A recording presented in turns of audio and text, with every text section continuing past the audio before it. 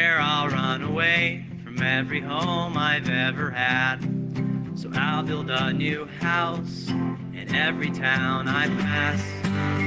Maybe then I won't always feel lost and trapped. I was born in Middletown, Ohio. My mom, she had me for like a good while, like maybe a year. And then my mom's boyfriend ended up doing some really shitty stuff, and he like hit me once, and I was like a year old. And so my mom was seen unfit to take care of me, so she dropped me off in my step-grandfather's guardianship, kind of like dropped me off on somebody else. And my grandfather was a really bad guy. Like he used to do a lot of drugs and get really bad into it. And he was, mentally abusive to the point where it was not handleable. And it kind of altered my mindset a lot as a child. And so eventually, like at the age of 10, I started to sleep outside and sleep at friends' houses. I just don't want to talk about the office today.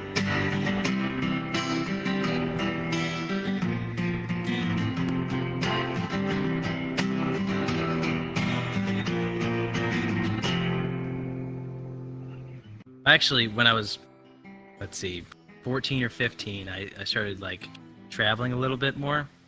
I still it was during the summer, I would travel to a different state and then I would come back to Ohio afterwards. But while I would travel outside of the state, I would meet a bunch of really incredible people. And so I was like, this is what I want to do when I finally get done with school. And so when I was 17, I moved in with my mom because finally I told them that my grandfather was not a great guy. I forgive my mom, of course. I was never upset at her. And, it isn't her fault. I never, they had no idea what was going on, I can't really blame somebody if they have no idea. And they were also really poor, and they couldn't take care of me at the time. They went through their own baggage. And, so my mom ended up taking care of me with my stepdad, they're both really great people. And my mom and stepdad introduced me to punk rock. And, I fell in love with the idea that people can live in a different way than we are now. I ended up working at a gas station for a good 6 months when I was 18. I made some money and I got an apartment, and the people at the apartment were very skittish and very fast. And I was like, I don't really know what that means. Turns out that they were on, sorry for this information, but they were on methamphetamine. We'll make a wish and take a trip to future town.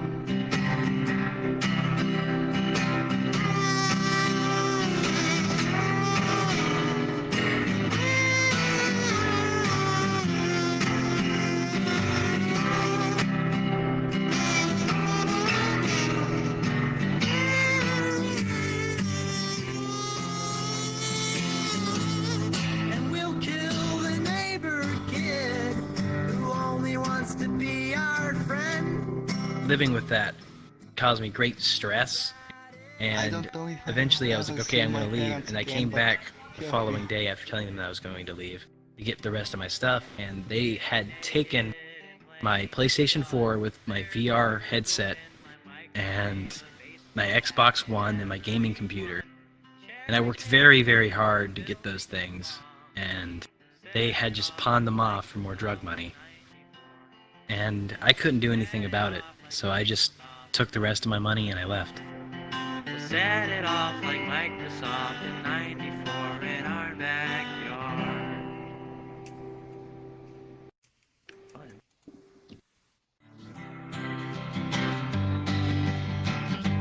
Almost heaven, West Virginia. The real thing is traveling, being homeless, hopping trains, all that, you'll meet a lot of people. I was traveling with a friend, well, not really a friend, but a person I just met, and the train pulled up and we hurried up and hopped on, and we traveled down to Tennessee from Alabama. Country roads, take me home to the place where I belong.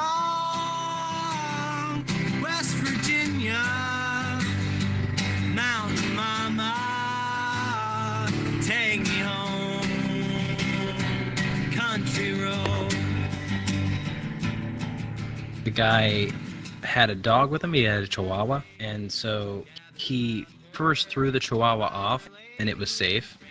And then he had this big ass pack on.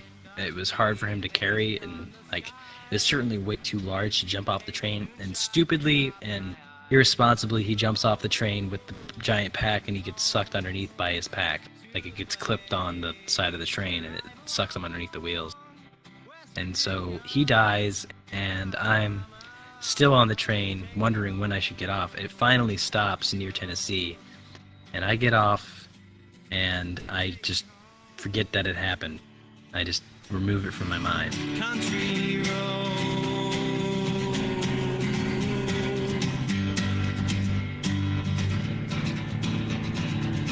I hear her voice in the morning now she calls me. Radio reminds me of my home far away. So these friends of mine, I meet up with them. One of them is named Doggy. Doggy, he actually had a train incident too in the past. He got his hand stuck once and then pulled it out, and it like chopped off a little bit of his fingers. But he can still play guitar like a badass. West Virginia, Mountain Mama, take me home. Country road, take me home. Country road, take me home. Country road. We didn't come here to rock. We only came to disappoint you. At the time when I left Ohio, I was dating a girl, and I said like, hey, I'd be back after a while. I need to go find myself or something. And I did mean it. I was going to come back to Ohio eventually. Shut up, Colin. I did mean it. Yeah. That's really good. If that's what gets your dick hard, telling people they're bad at making art. You wanted to feel cheated. I guess we gave you what you needed. I would usually sleep like in the woods. I mean, I would sleep in parks sometimes. You know, one time I slept in a park, and there were raccoons that gathered around me. They were just kind of investigating what I was. It happened to you. Oh, if that's what gets your dick hard, telling people they're bad at making art. I stayed in a shelter one time, and I thought it was the worst thing in the world. Shelters are the worst thing in the world, man. There's just a bunch of drug addicts there. I went there, and there's maybe like 60 different grown men who were all shouting at night, and snoring and screaming stuff in their sleep, and like it was just a really horrible experience.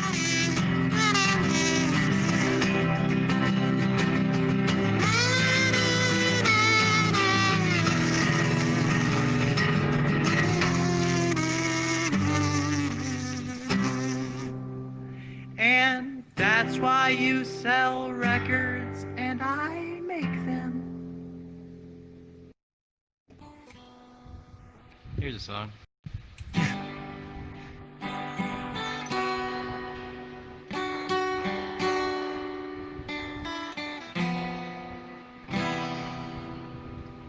Me and my friends drinking in an alley, allies in substance abuse.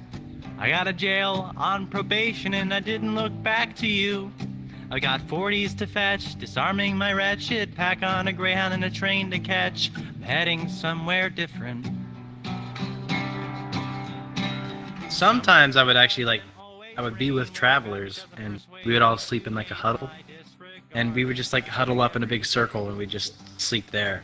And that means that anybody trying to come up and mess with us during the night, like if you were just an alone person, you probably would get messed with, but like sleeping in a big pack of people is a lot more safe. And now I am somewhere to safety, and it's awkward, it's fake. I pray for paranoia to go away.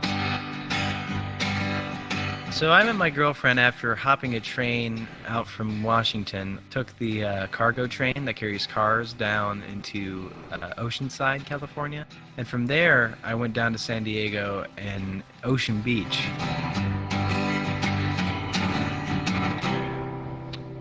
Song isn't over. Have to scroll down. I was just walking across the street and trying to get to some food eatery because I was really, really hungry. And I saw Tyranny, and they were wearing a punk T-shirt. They were wearing a Fear T-shirt. And I went up to them. I'm like, hey, I really like your shirt, and like, could you take me to this thing? They were like, yeah, okay, I'll take you. And so we went to the food eatery, and we just talked and talked and talked for like an hour. And they had to leave because they have a home. And I was like, okay, yeah, could I talk to you tomorrow? And they were like, yeah, I'll pick you up, actually. And I waited all night, and I was up all night because I'm just like, oh my god, they were so beautiful and so amazing. Like, I need to speak to them again. And so the next morning, they're actually there, and I was like surprised by that for some reason. We go over to the cliffs, and we're just talking for hours. We end up in her car, and she's just like, hey, you know what? You want to come to my house? I'm like, yeah, sure, just to hang out and whatnot. She's like, no, do you want to live with me? I'm like, oh, yeah, okay. Stop listening to my thoughts, get out of here.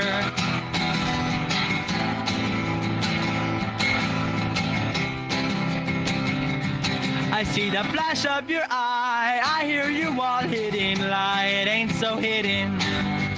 Everyone thinks exactly what I think about me, and that sucks.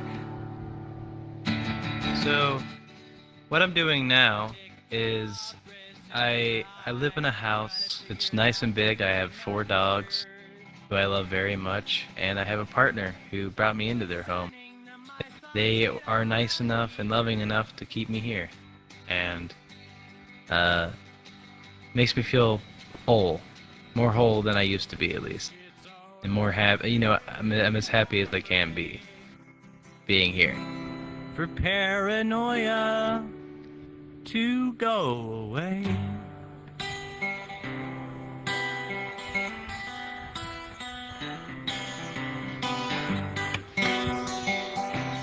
And if you could tell everyone in the world one thing, what would it be? Be thankful for what you got, because a lot of people don't have a lot.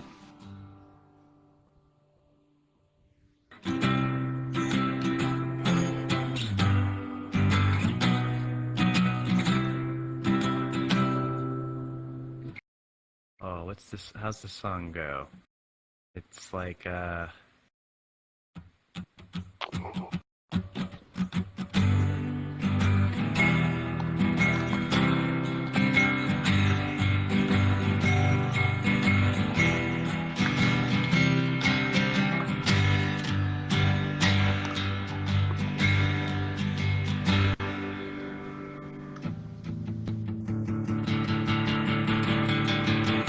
Who does the dishes after the revolution? And so you're asking me, who does the dishes after the revolution? Well, I do my own dishes now, I'll do my own dishes then. You know it's always the ones who don't who ask that question. Lately I've been thinking about, so I don't believe in God, but I'm also not an atheist, because the universe is chaos, and chaos plays favorites. And you know, lately I've been thinking about how I love Jesus,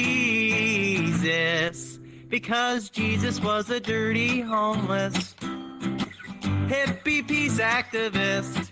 And he said, drop out to find God to anybody who would listen, while turning water into space bags, turning water into space bags, turning water into space bags for lowlives and anarchists.